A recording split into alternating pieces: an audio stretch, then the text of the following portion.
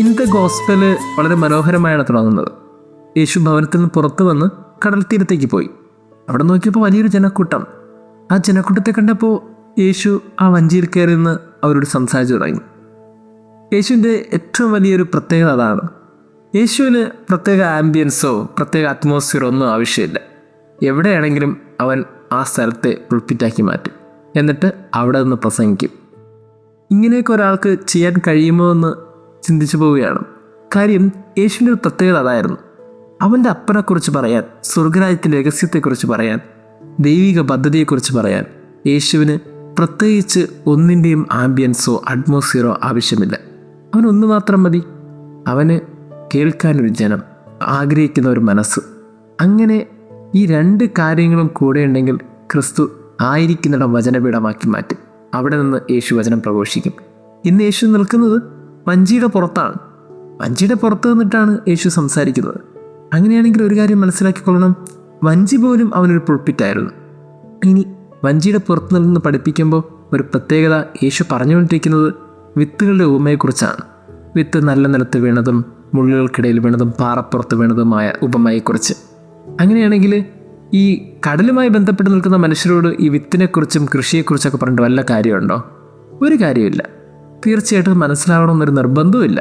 കാരണം ഒരു കടലുമായി ബന്ധപ്പെട്ട് മത്സ്യബന്ധനവുമായി ബന്ധപ്പെട്ട് ജീവിത രീതി മുന്നോട്ട് പോയിക്കൊണ്ടിരിക്കുന്നവർക്ക് വിതയുമായി കൃഷിസ്ഥലവുമായിട്ടോ വിതക്കാരനുമായിട്ടോ വലിയ കുലബന്ധമൊന്നും ഉണ്ടാകണമെന്ന് നിർബന്ധമില്ല.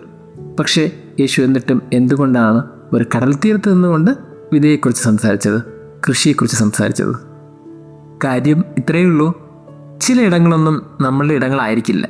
പക്ഷേ ഈ വിളമ്പുന്നത് ഭക്ഷിക്കുക എന്ന് പറയുന്ന പോലെ ചിലത് നമുക്ക് മനസ്സിലായില്ലെങ്കിലും നമ്മുടെ ജീവിത സാഹചര്യത്തിനോട് ചേർന്നല്ലെങ്കിലും അതിനൊക്കെ ചില കാര്യങ്ങൾ നമ്മളോട് പറയാനുണ്ട്. അതുകൂടി മനസ്സിലാക്കാനുള്ള ഒരു ബാധ്യത നമുക്കൂടെയുണ്ട്.